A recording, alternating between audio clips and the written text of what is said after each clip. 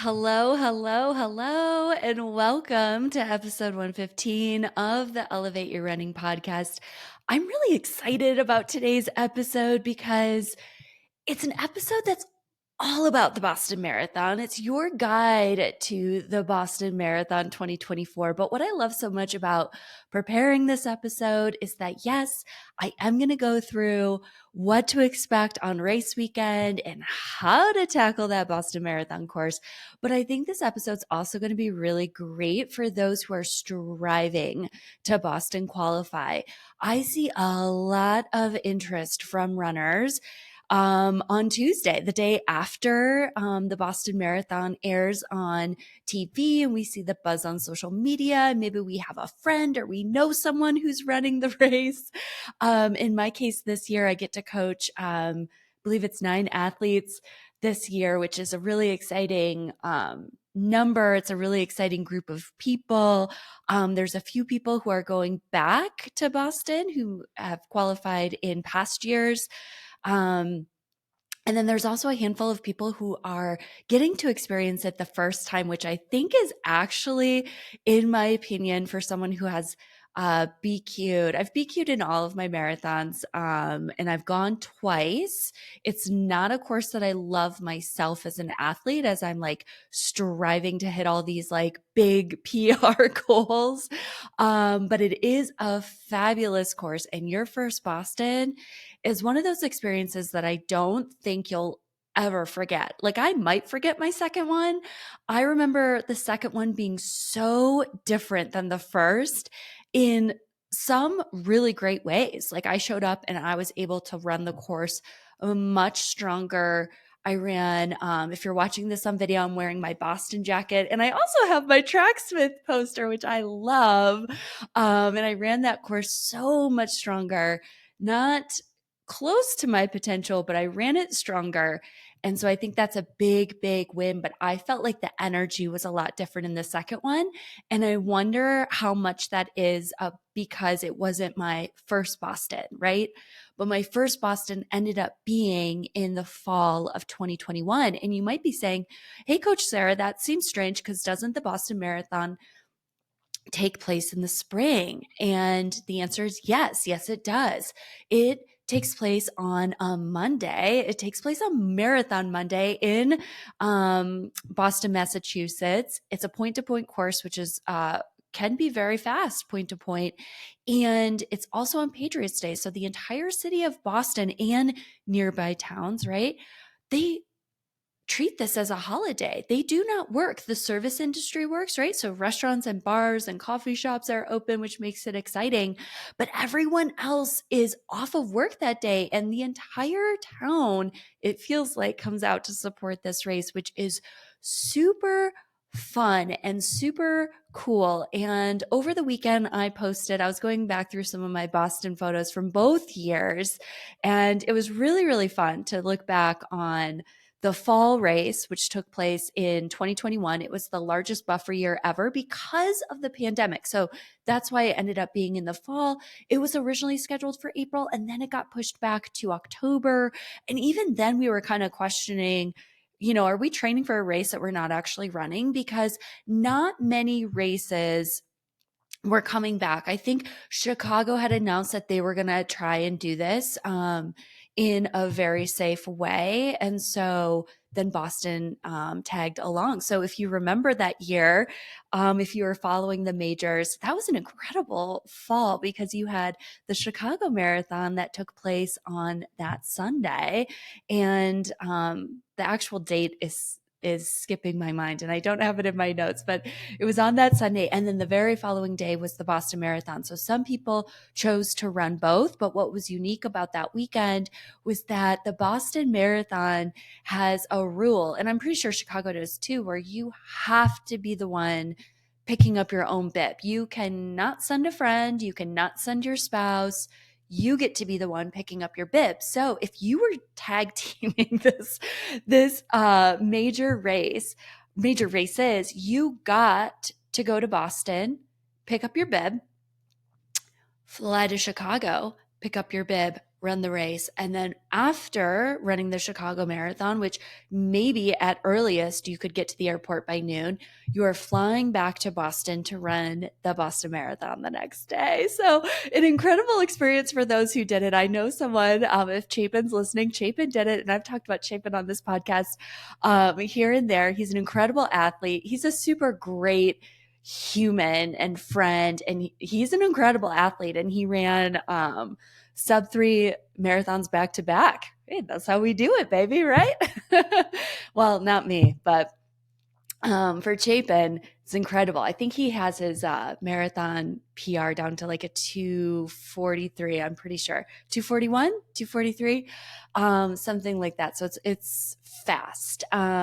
So that was an incredible experience. And then going back for the second time, it's like I joked during my training cycle about how I knew too much going into the second one. I knew kind of like how I knew the course. I knew how challenging certain parts were going to be. I kind of knew the energy going into the race weekend, but there was also this really cool piece to that race weekend too, is that I had another, huge handful of athletes who were running it. I hosted a shakeout run with Running Explained and Coach Elizabeth, who was also running that race. And I had a lot of friends running it.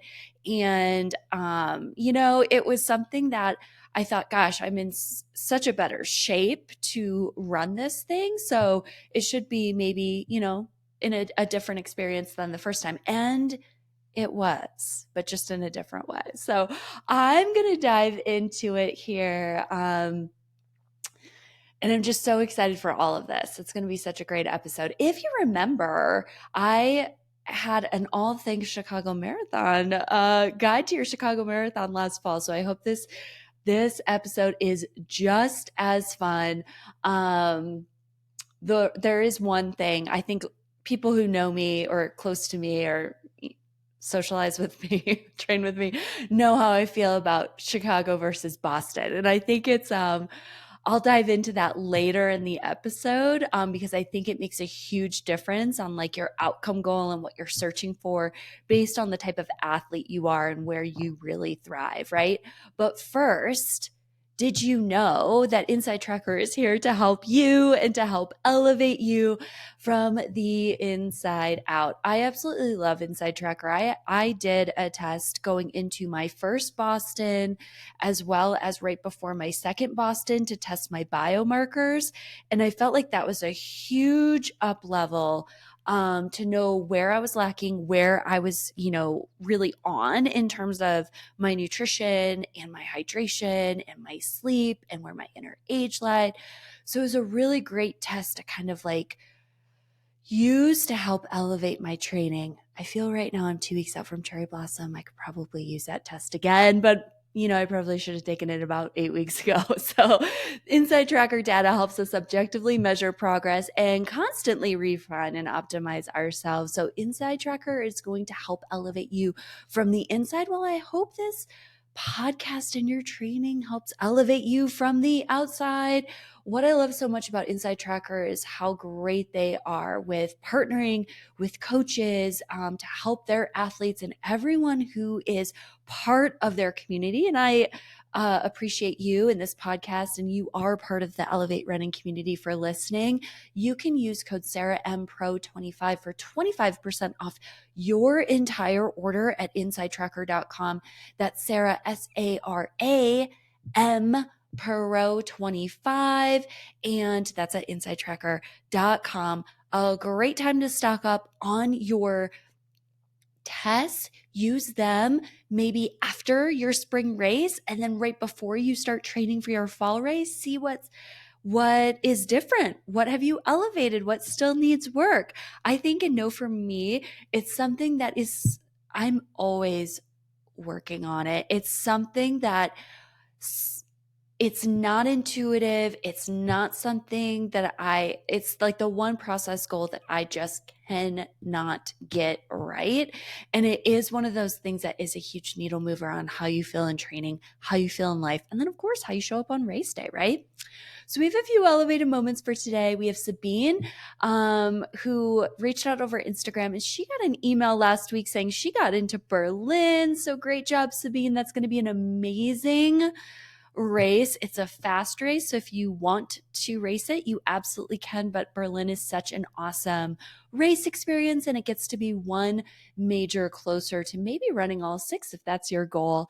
And then over the weekend, the Elevate team got to run a 5K in Fort Collins, Colorado, which is about an hour north of Denver and Boulder. It was a spring Equinox 5K, and it was a new course, new route, new everything.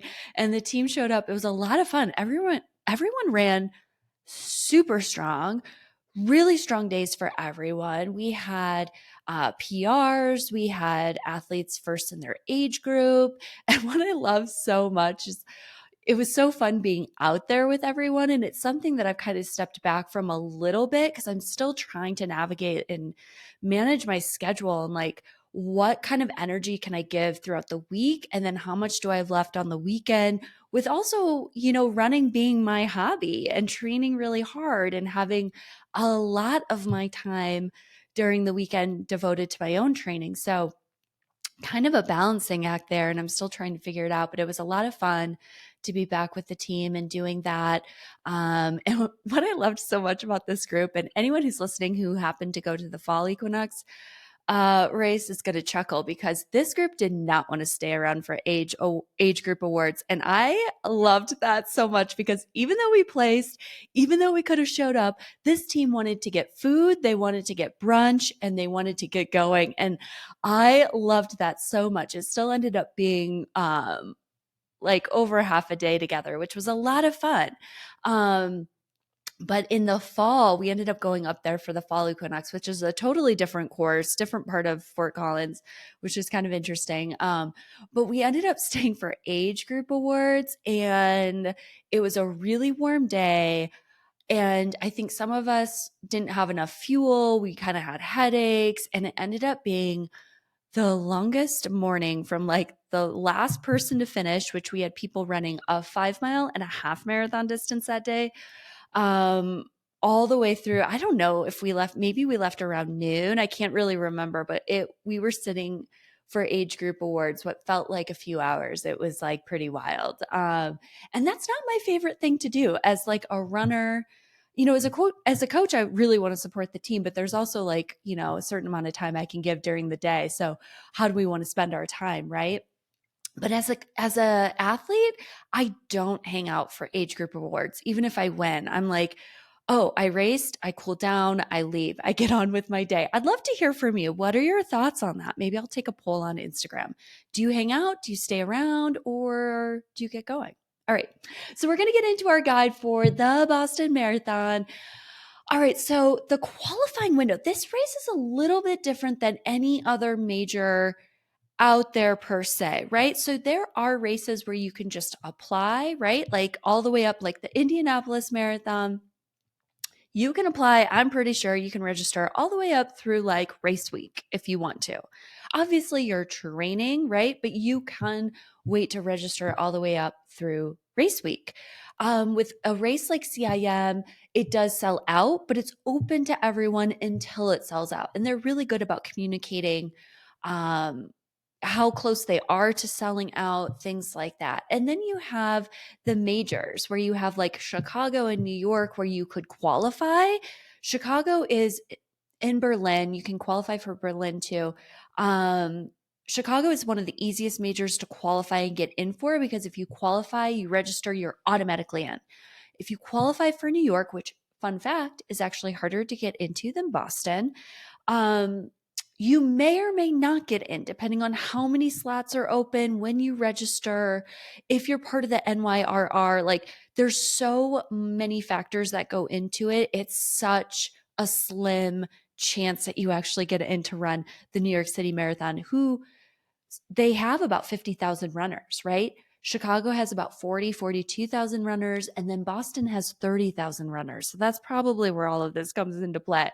So Boston has a qualifying window. So over the course of 12 months, one full year, you are considered in that qualifying window if you run a Boston qualifying time, right? So they have qualifying times all based on your gender and your age. So there's age groups, there's gender groups, and it's all depends on where you show up and where you land, right? So the qualifying window for this past year was September 1st, 2022, and it was open all the way through September 15th, 2023. So if you ran a Boston qualifying time during that time frame, you could register for the Boston Marathon. You may or may not remember last fall, there was quite a bit of debate on this. And I don't think I'm going into that. I know I'm not going into that on this podcast today. I have my own thoughts and feelings about it. And you may or may not remember that there was a buffer or a cutoff time, because even if you run a Boston qualifying time, it doesn't mean that you necessarily get to run the Boston Marathon. And I think a lot of people think that's unfair. And as someone who has run it twice, I ran it once in the pandemic, which was a rolling start with only 17,000 runners. Very different from last year when I ran it with 30,000 runners. And we were in corrals and waves, and the streets of Boston are narrow, and they're trying to fit water tables and water stations and gel stations and emergency equipment and med tents all along the course. And there's no room to put it on the shoulder because there isn't a shoulder. And you're basically running on top of driveways and neighborhoods, right? Or driveways and streets and yards and where people live. So the streets and the running capacity, it's very, very narrow. And it's a really tough course to fit in more than 30,000 runners, because this race also starts later in the morning. So it's a race that starts around, I believe it's around 10 a.m. Eastern time. That's maybe the elites start a little bit earlier, like around 9:40, 9:37, something like that.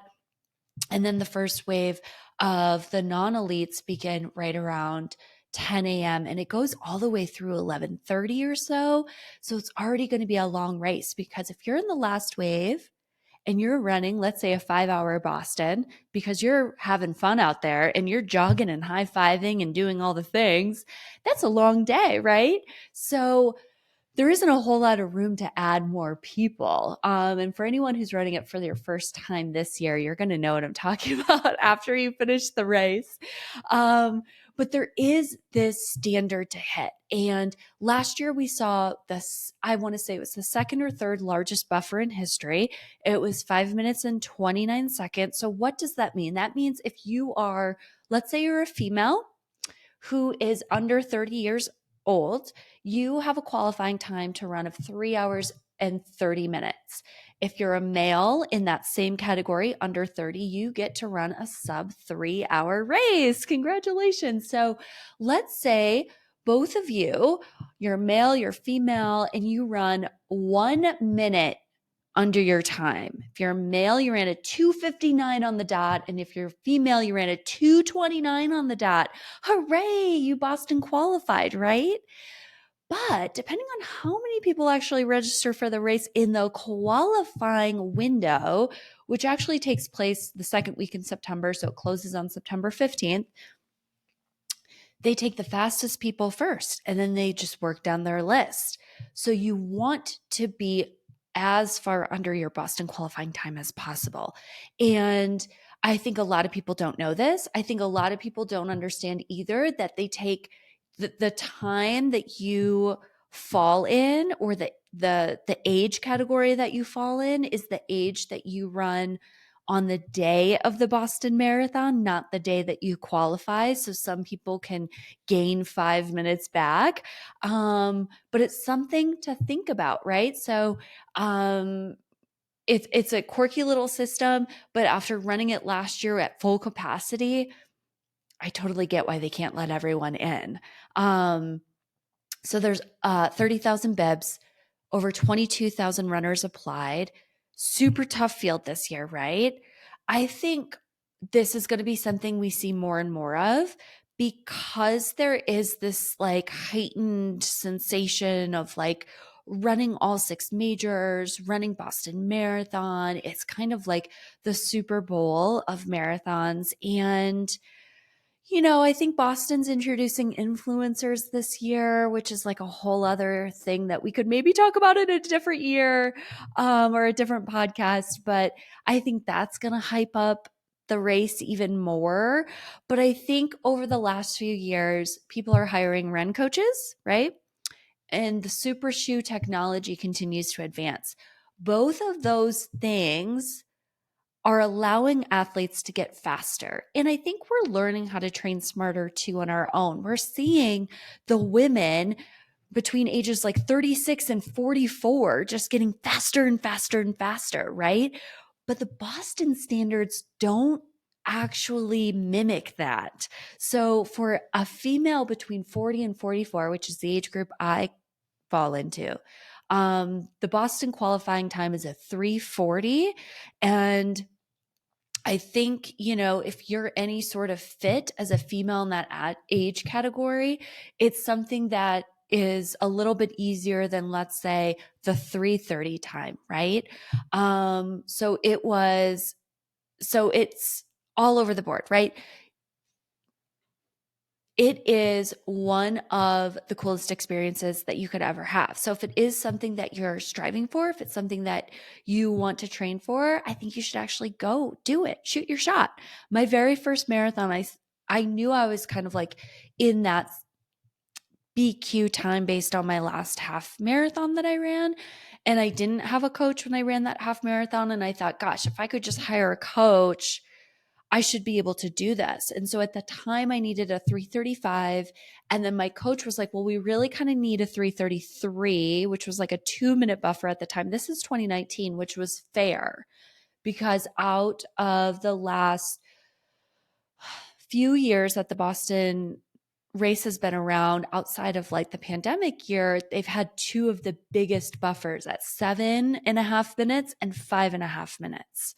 So in 2019, 2 minutes seemed like okay, right? And then I ended up running a 3:25. Since then, I've only taken 10 minutes off the marathon. So, it's like I did get that unicorn all 6 times, but I'm still struggling in the marathon for other reasons.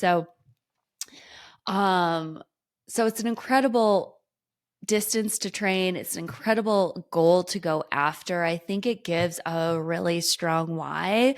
And I think after you run Boston, it's really cool to say like, yes, I did this, and to have another goal. Maybe you want to get faster in the marathon. Maybe you take Boston as a fun run. Maybe you want to go back to Boston and run it stronger, run the hills stronger.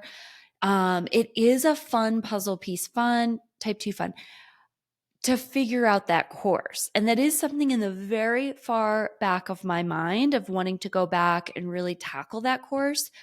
But it's a very expensive race weekend. It's one of the most expensive race weekends that I've experienced. It's more than an international trip for many. And it's something I'm not looking to lean into until I've done everything I want to do in the marathon space in terms of outcome goals before I go back to Boston. So let's say you registered. Let's say you got the acceptance email. Let's cut to Boston weekend, right?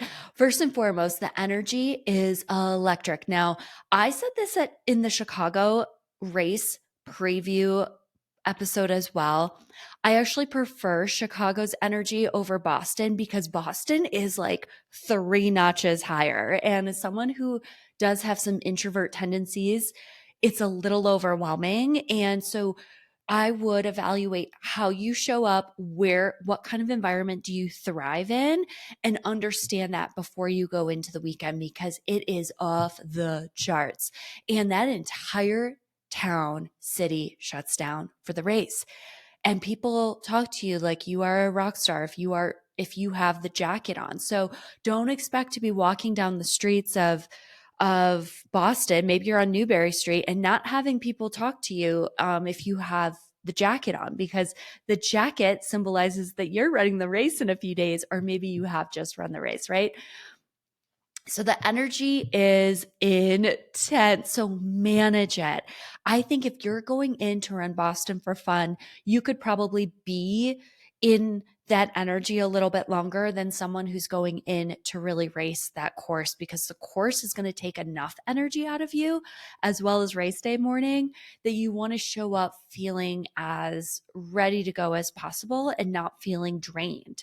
So what's really cool about this finish line too is that it's in the Back Bay, it's on Boylston Street, and they open it up to the public. That's right. So days before, the day before, you get to walk down to the finish line and take pictures. You can walk and run over the finish line if you want to. I know some people talk about how it's bad luck to wear the jacket before and to like see the finish line and cross the finish line before you run the race. Now, I've done both of those things in both of my Boston runs, and neither race really went as well as I wanted to. So maybe that's like a thing. I don't really know, but it is really cool to see the finish line, and it's massive. It's the entire street. They paint the finish line on the street, which is different from any other race. You're obviously still running over a timing mat, but it is so cool. It is so cool.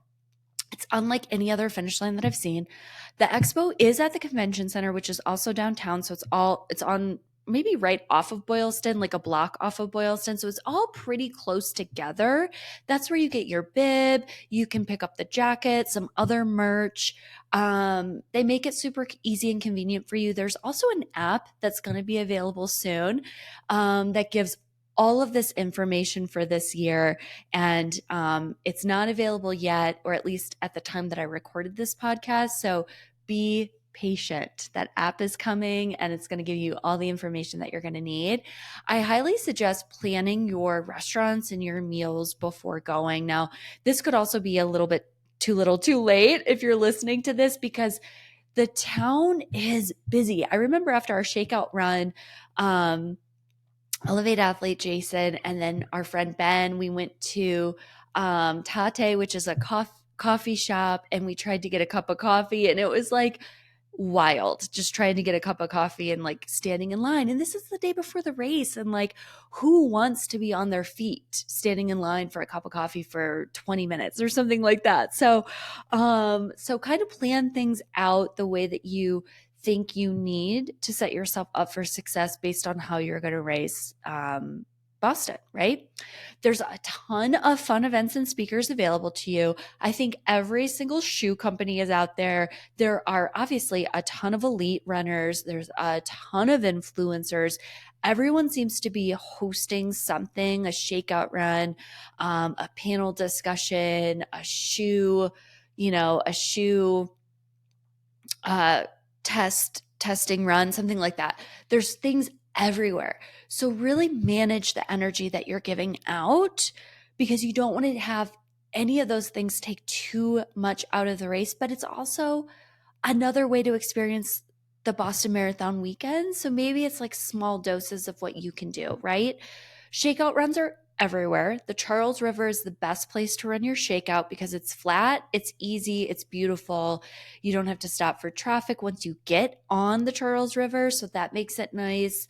And everyone's out there, so you're probably going to see some pros. You're going to see a bunch of different shakeout groups and runs, but it's seriously like the best vibe. So it's a lot of fun and a lot of coolness to the race weekend. Let's talk about the course. I think I posted a question out there of, what questions do you have? I'm going to record this episode this week, and I'll do that from time to time. So if you haven't followed Elevate, or even my personal account, which is also kind of a coaching account on Instagram. You should do that because it's a lot of fun to hear from you. And the most questions I got was about the course and how to handle the course. And some were like personal, like pacing questions. And I'm like, well, that's not really for the podcast. But I will talk about the course and how to actually structure how to run it, because it's a very technical course. It's a very interesting course. If you are a runner who loves hills, if you're a runner who loves a lot of variation, you're going to like this course more than the athlete that loves a course that can set it and forget it, that loves the metronome running, that loves getting in flow state, or at least the athlete that gets into flow state on the flat sections. So that's me. I really love like not having to think about it and just like finding pace, feeling pace, and just clicking off the miles. It's one of my strongest assets as a runner, as an endurance runner. So if I can lean into that on my races, it's going to probably produce the strongest outcome possible over a course like this. Or I'm going to say CIM is like a mini Boston in some ways. Hills aren't my strong suit, right? But hills could be your strong suit. So this is going to be a really great race for you. If hills aren't your strong suit and you're running Boston, it's okay. You can still have a magical day. And you can still have a magical day even if the race doesn't go the way that you wanted it to. Because my first Boston, I was working with a different coach. There was a lot going on. There was I qualified at CIM, and then the pandemic hit, and then Boston got pushed. So I was already on a pretty long time frame. So I waited 22 months to run my second marathon, which really felt like running my first marathon, right? And a lot had happened in that time. And I was told I was kind of in shape to run something quite a bit faster than I actually was. And some of that was on me, some of that was on that coach. And I went out way too hot in this race.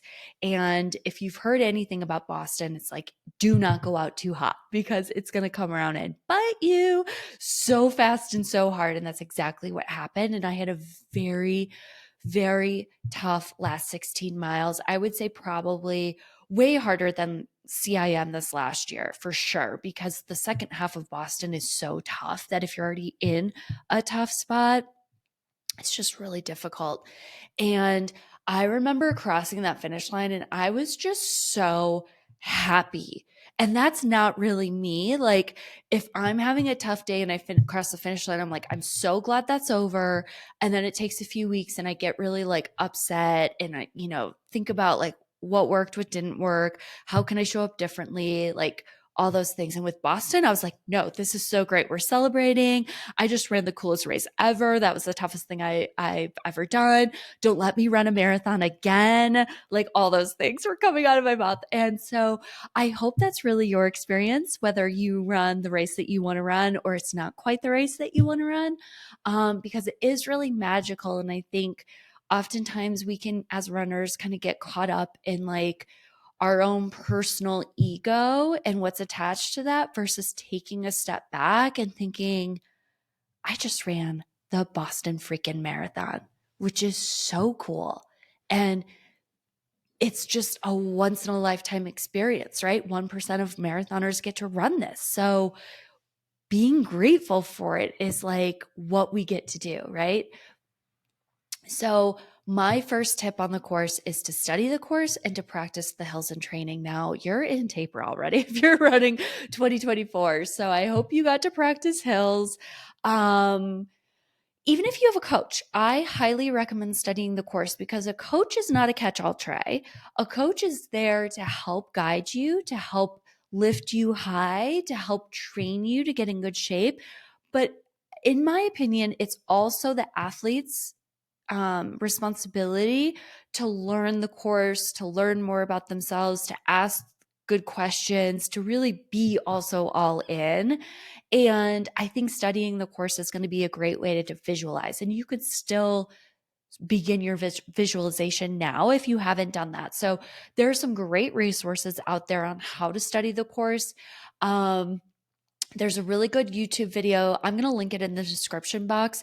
And I believe the Boston Marathon put this out, and it's a car that just drives the course, and you can see the hills and you can see how this is a net downhill course, which I have not talked about yet. This is a net downhill course, people. It can be fast. I have had athletes say on good days that it did not feel like an uphill, hilly run because it is net downhill. So if you're having a good day, you are having a good day. Like that's like, yes, good day, which feels great.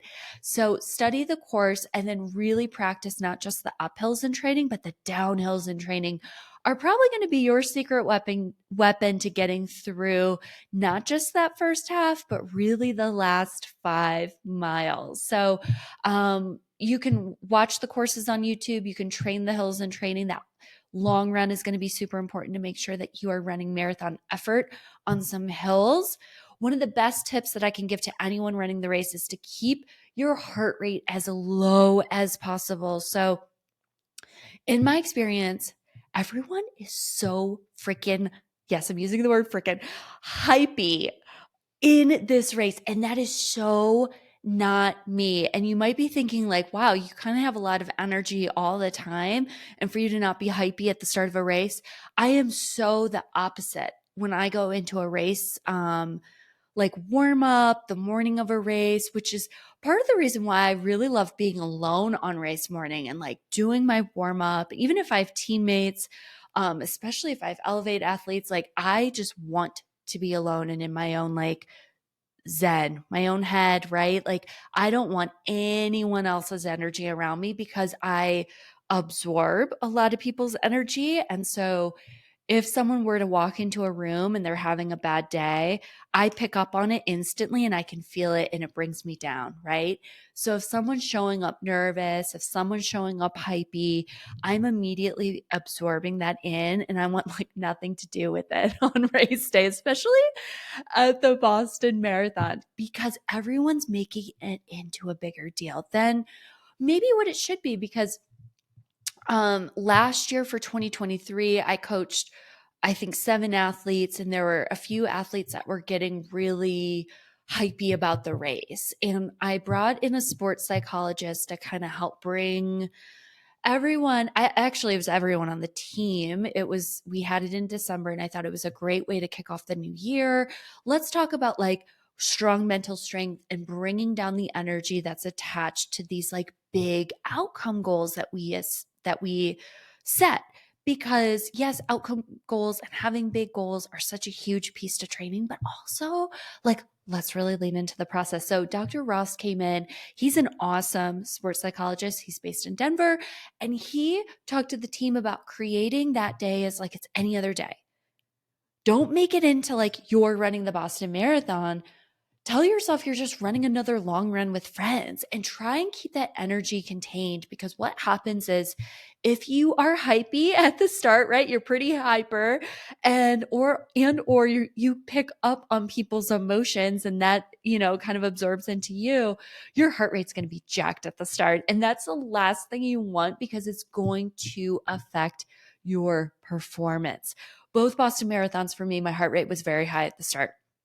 I was nervous for both of them for very different reasons. The first one was because it felt like it was my first marathon and I was alone, but in that sense, I really wanted someone with me because it felt like I was so anxious about the run and being alone and having a rolling start and having to start myself and like there was just a lot going on.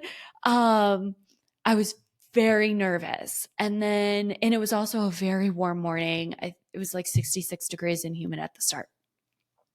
The second race, I was nervous for other reasons because I had joked in training so much that I knew too much. And I actually peaked in training early and we were trying to like hold it as best we could. So I kind of wasn't feeling great going into the race. And I knew like, I don't know, some mornings you just know it's not there and you can do everything that you can to like flip that script. But at the end of the day, it either is or it's not. So heart rate was super high on both occasions. So trying to keep everything as calm as possible. And that's going to be at the start of like the buses, which I'm going to get into. And then also like through Athletes Village, which I'm also going to talk about. And then, of course, once you start running. And I'm going to also say this might be in a different part of the outline, but I'm going to say this now. Something I was really surprised about, because of my first marathon, I wore headphones and I was running. And so I wasn't really paying attention to a lot of people on the course. Plus, there weren't as many people on the course. The second time around, I did not listen to music. And even the people around me who started to hype up different sections really irritated me because I didn't want that hype, right? I'm getting hype from the crowd. The crowd support is amazing. And that's even almost too much for me, that like I don't need the person next to me trying to hype up Wellesley College Scream Tunnel or hyping up Newton Hills or hyping up the downhill. Like, zip it. Like, I just want to get in my flow, and like I'll chit chat with people, but I don't want to be hyping up different parts of the course, right? Because that just like boosts everyone's anxiety, right? Or excitement, which is going to elevate your heart rate, right? Fun fact, there was this guy next to me.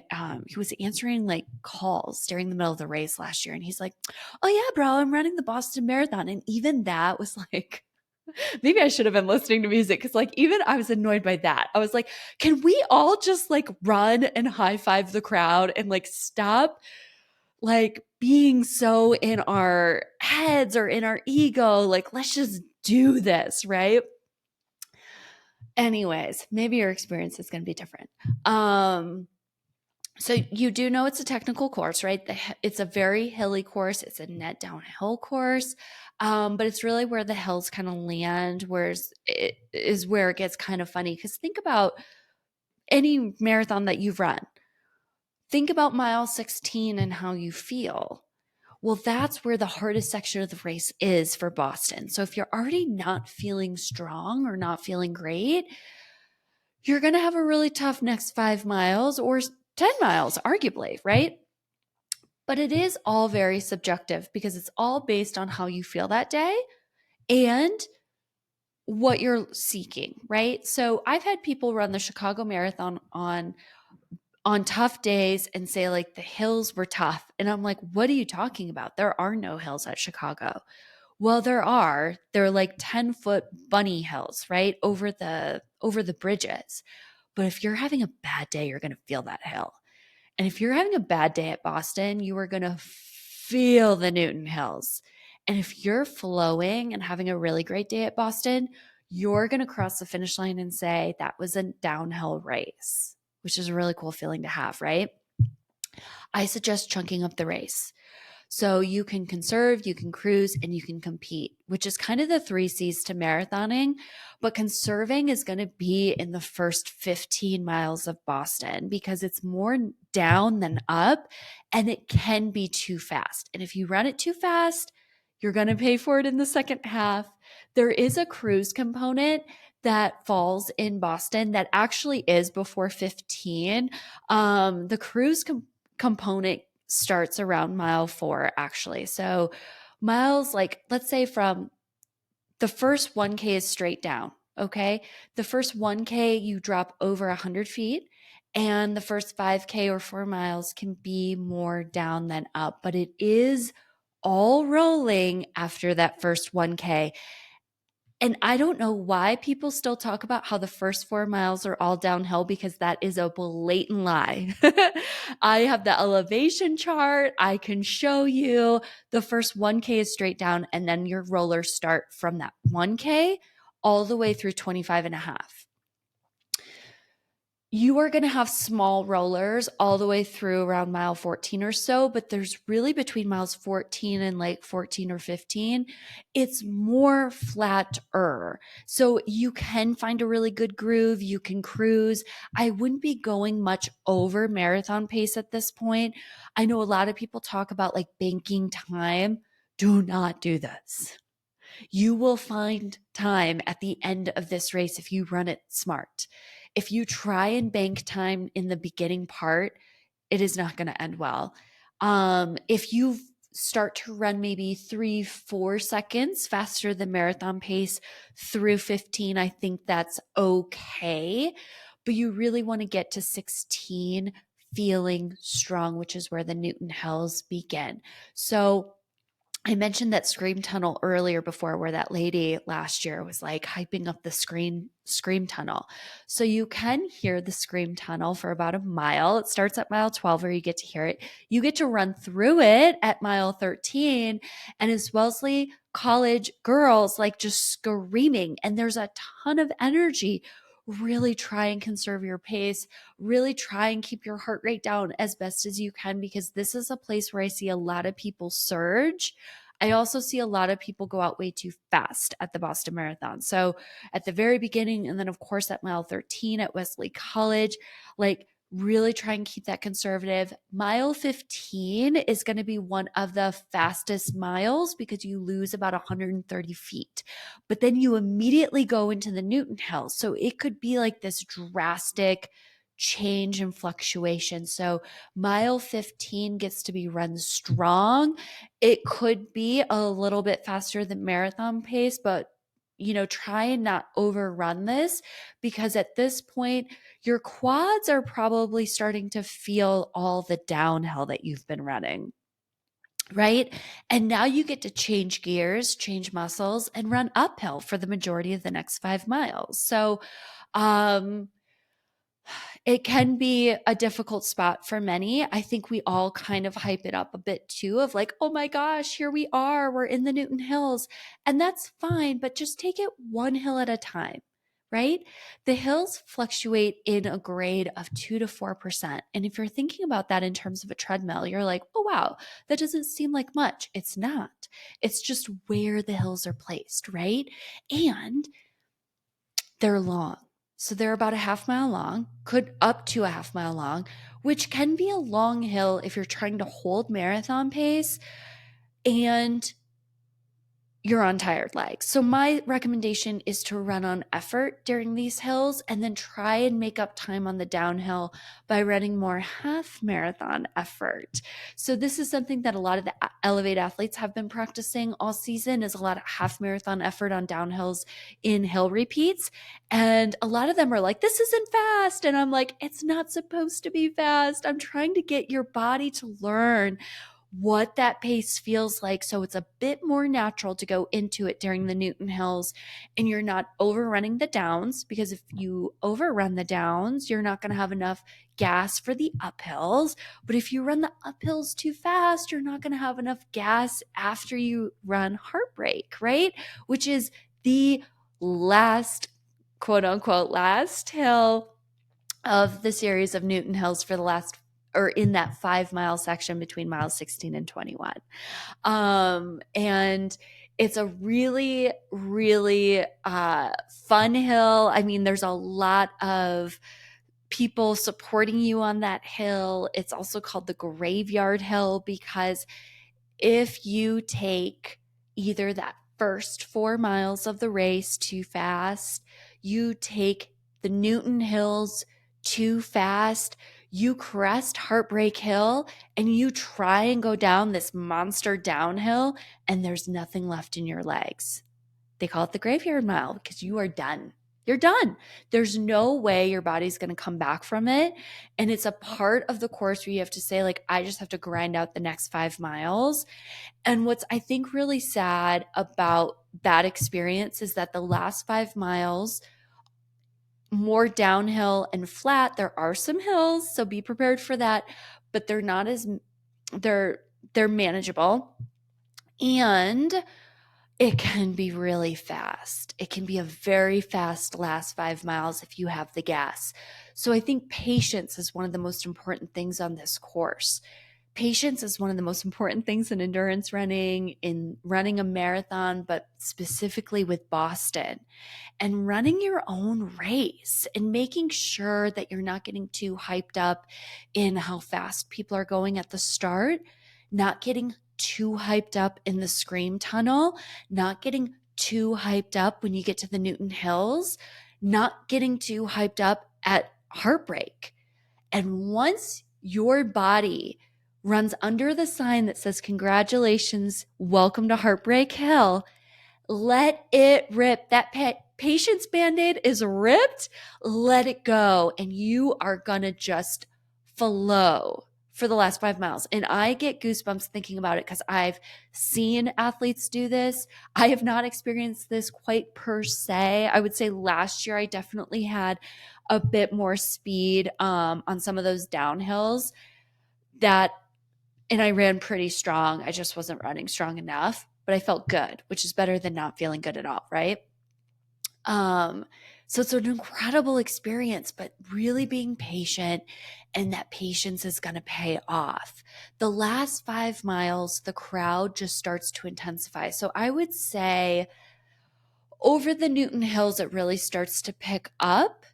And once you crest Heartbreak, it's just going to continue to get louder and louder and louder through the finish line. So if you are someone who is sensitive to noise, maybe bringing a headphone or bringing some noise cancellation, something to kind of like buffer out that noise a bit. If you're someone who really thrives on that, write your name on your bib, and you're going to know, like, everyone's going to be screaming your name. And if that's going to fuel you to run faster and stronger in the last 5, do that, right? So a lot of it's knowing like who you are as a human, as an athlete, and leaning into every goodness that is Boston, because no matter how you show up as a human and an athlete to Boston, there is something good for you. I don't want to discount how important it is to really absorb the environment and the atmosphere on race day, because yes, like last year I was kind of annoyed with people around me and and just different things people were saying on the course. But I think it's really cool to give the high fives to the kids. And I think it's really cool to make eye contact with the Bostonians who are making eye contact with you and saying how strong you look and to keep going and what an inspiration you are and how they want to be running Boston one day, right? So really absorb and take that all in. If you're looking for the best places for people to support you, let's say family, friends, I would say over the hills between 16 and 21, it could guarantee that they can get to the finish line to see you as well, right? So it could be a two sighting situation. If that seems like a lot, because it is logistically kind of a lot, having family and friends stay near the finish line, but not at the finish line. The finish line is incredible. You're going to feel like Taylor Swift for about a half mile. Like, I can imagine it's probably a tenth of what she feels every single day. But there is this, you take, there's this long straightaway. Let's talk about mile 25 really quickly. It's a Citgo sign. You can see it from about mile 24. That Citgo sign is going to tell you that you're at mile 25. And at mile 25, you can say to yourself, self, I have a 2K left of work. As an athlete, that's how I love to break down the race and break down the course, right? I have a 2K left. What can I do in a 2K? There's going to be a photographer on your right. Smile, put your head down, do whatever you need to do to show up that day. You have a 2K left. From there on, it's a straightaway until you take a right on Hereford and a left on Boylston. And it's a very quick turn situation. And the crowd is just magnifying by the millisecond. Have your family stand maybe around the corner of Hereford. So as you're turning on Hereford, to kind of get you on that turn, to give you that nice final kick before you head up. But I will tell you what, even feeling like I had really run my race in the first 10 miles of my first Boston, I found this energy I didn't know I had in that half mile. And it was like tears were in my eyes. I was just cruising down the finish line, and it just felt so cool. And it's going to be an experience that I hope you really love, and I hope that you really enjoy. And that it's something that you can just be really proud of.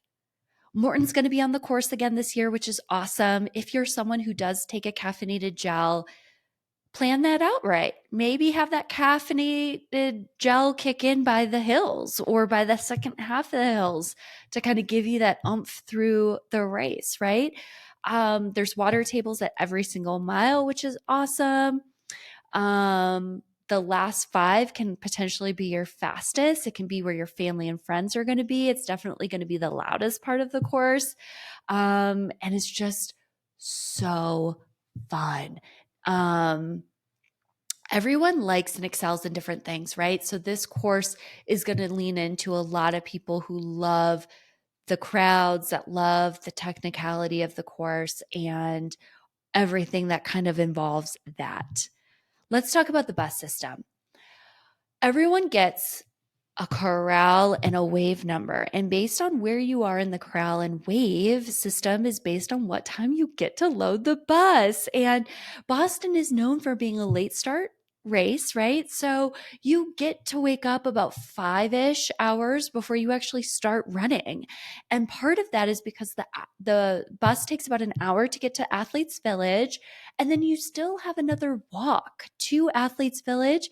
Once you hang out in Athletes Village, you then walk in a very slow formation to the pre-corral where you stand and wait before you get into the corral. So there's no warm-up situation. There's no place for that. Once you're in the pre-corral, you're in the pre-corral. And that's about 30 to 45 minutes before your actual start time, I believe. So warming up wouldn't really make a difference anyways. And there's a lot of walking that morning between the hotel to the bus, from the bus to Athletes Village, and then from Athletes Village to the pre-corral, to the pre-corral, to the corral, and then you're standing, right? So there's a lot of time on feet over the course of the morning. So sitting as much as you can is going to be essential, but the bus system is super well organized. What happens is they won't let you in until it's your window of time. And when I say in, there is a security system that you have to go through to make sure that you are safe, you don't have anything dangerous on you, and that you're also bringing on the right gear. So you have a bag check situation that you drop off before you get into this like bus system area that's very like segmented out, sectioned off.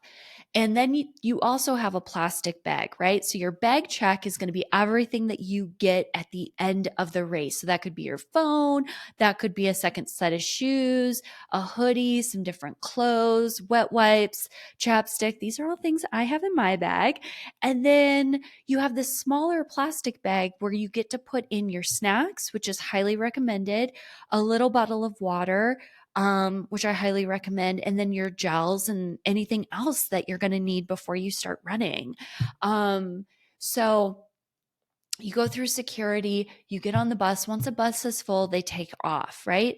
It is pretty chaotic. So if you're looking to meet up with people, I would meet up with people outside of the busing system and maybe closer to like bag check, which isn't necessarily too crowded. What's really cool about bag check is it's in a line of buses, and that's actually the finish line. So like the bags don't move, they sit on the bus, and you get to see that spot and again, and hopefully like, 7 hours, right? Wild. So the bus is about an hour. You have a walk to Athletes Village. I would recommend bringing garbage bags no matter what the type of weather is, because whether it's raining like it was for me last year, for that group last year, you'll want a garbage bag on to keep you warm, right? Throwaway clothes to keep you warm, and then also one to use to sit on the ground to keep you dry. There is a tent, kind of like a big white wedding tent up, but like if it's raining, I don't know. Last year we didn't sit under the tent because there was just a lot of water on the ground and it's just like kind of an icky situation. So do whatever's going to fill your cup on that morning, but bring snacks that you've practiced with, like graham crackers, water, honey stinger waffles, bananas. Athletes Village usually does have like bananas, bagels, and water. In my experience, the time passes faster than you think it's going to.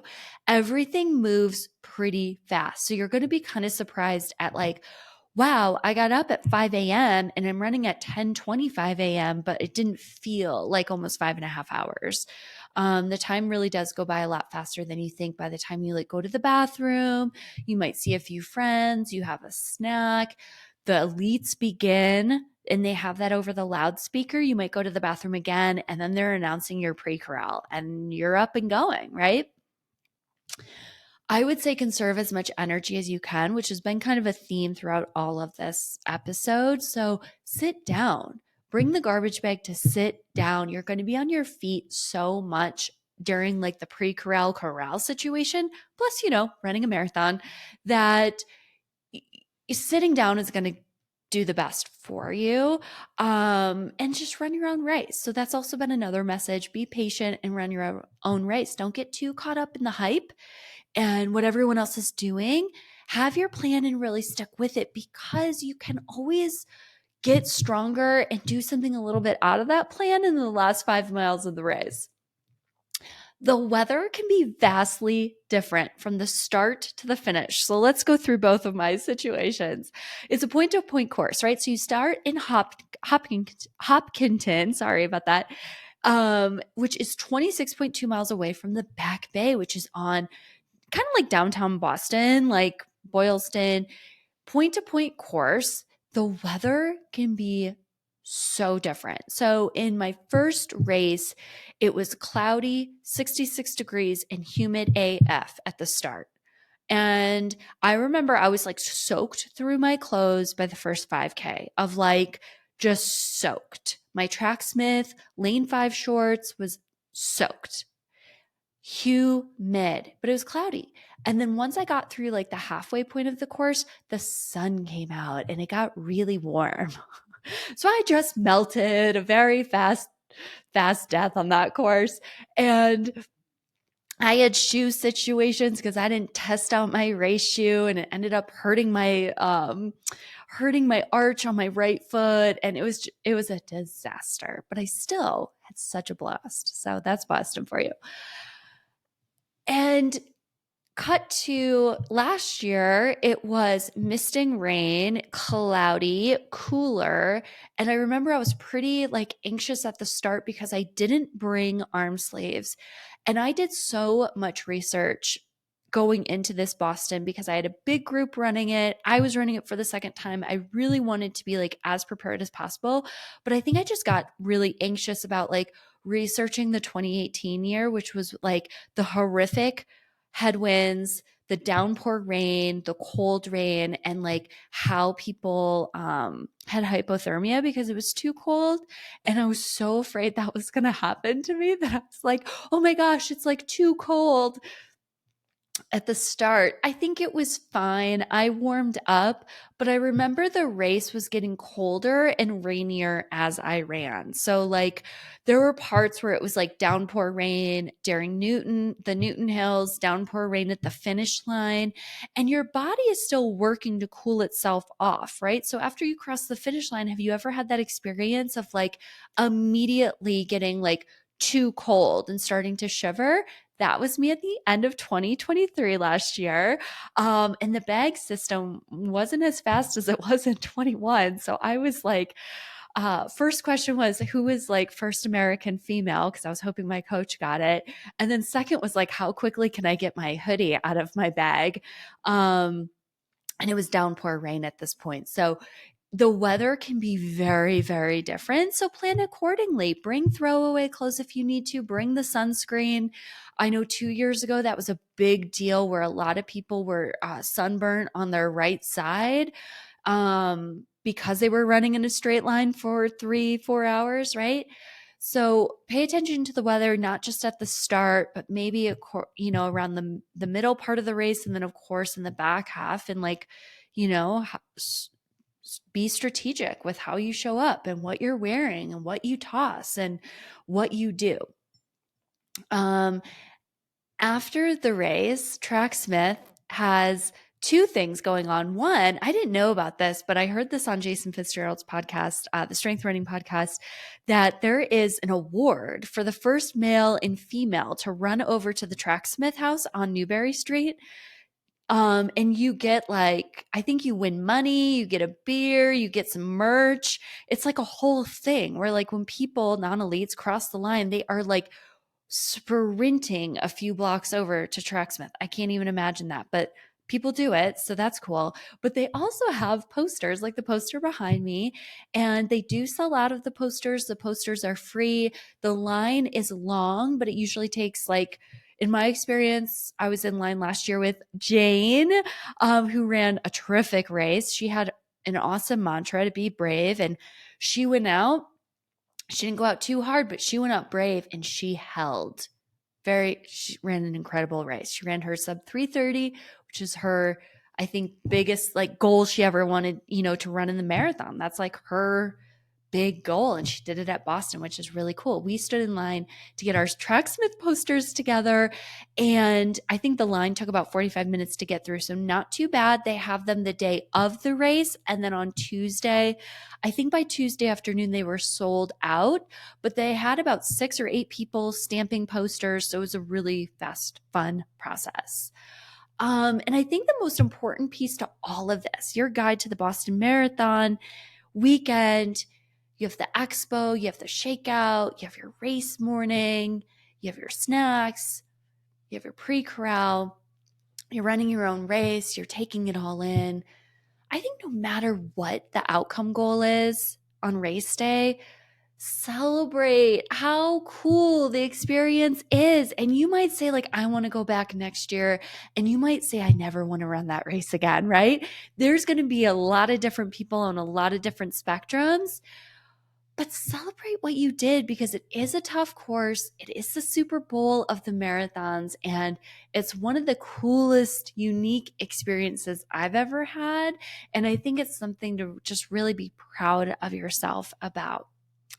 All right, now I want to jump into 5 tips if you're on the cusp of a BQ. Let's say you're right there, or you BQ'd, but you don't actually get to go to Boston because you didn't hit the buffer time. Oh, that sucks, right?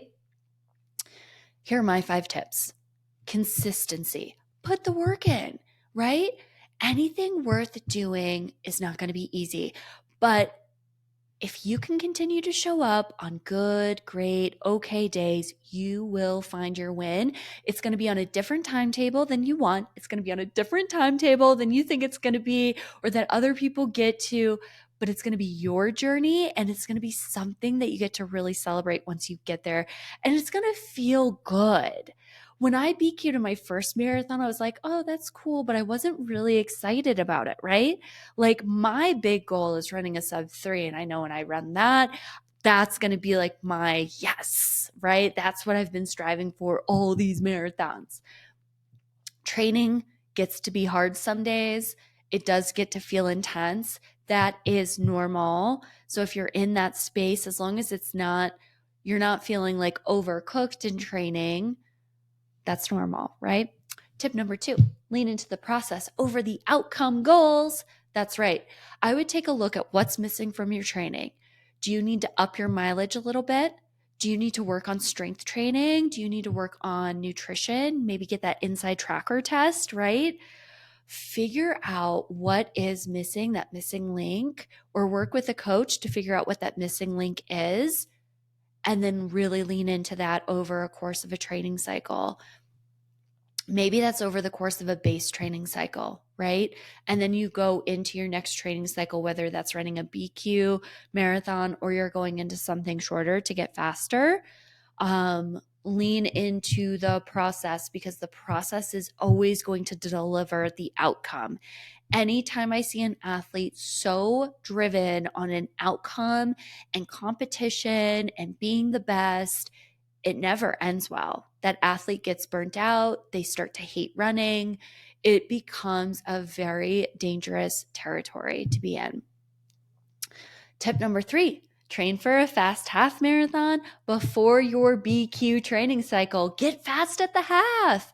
It's going to help you be more comfortable at your marathon pace, which is only going to help in training. If you can show up a little bit more fit to your marathon training cycle because you crushed a half marathon training cycle and you got fast in the half, it's only going to help. It's not going to hurt. Give yourself time and be patient is tip number 4. Like I said earlier, we're all on our own journey, our own path, and how long it takes you is how long it takes you. But be smart about it. Make sure you're being intentional. Make sure you are looking at what's missing, making sure that if you need to be running more mileage, you can set aside a training block to be more intentional about running more, right? So often sometimes I see athletes all over the spectrum. I see athletes who are all in, and I see athletes who are like really just trying to skim by doing like the absolute least amount of work possible to try and hit their goal. Do what you can do in the moment, but also know that if you are going for a goal like a BQ, it could take just a little bit more time and energy out of you, which means you might have to give up certain things out of that 3 or 4 months. But I'm also a big believer that like after that race, take a week, take 2 weeks to really lean into all those other things that you had to say no to during that time. And then tip number 5, set yourself up for success by running a fast course. So I love flat and fast. Chicago for me would be a great BQ course, right? Downhill races, not really my jam. Uphill races, definitely not my jam. A flat course, Chicago, Indy, Houston, that's my gold. You might be an athlete that really thrives on a downhill, right? The Revel series are BQ races. You can BQ at a Revel race, which has 2 to like 3 to 4,000 feet of elevation loss, right? You can still get to Boston that way. You can run a hillier race, like Grandma's is net downhill, but it's still hilly. CIM, net downhill, but still hilly. If that's a course that really supports you, go after that. But know what your strength is and then work backwards from there. Identify your strength, identify the BQ course, and then identify, do you run a half? Do you need to work on a process goal versus an outcome goal? What is that? I loved this episode so much. There's so much to Boston. There's so much to Boston. So if you have any questions, please reach out. I really appreciate you for listening today, for listening to all the shenanigans that I've gone through in the 2 Bostons that I've run. If you love this episode, please rate, subscribe, leave a review on Spotify, Apple, and your podcast listening platform. If you'd like to donate to the podcast, I'd love your donation. All of the donations go to helping create the production of this podcast. So there is someone behind the scenes putting this all together, uploading it, making sure it sounds good, and it's out there on Thursday mornings, every single Thursday morning. So all of those donations go to that person to help them. So I appreciate you so much. Thank you so much for listening. And hey, I hope you have a great week and a great training day.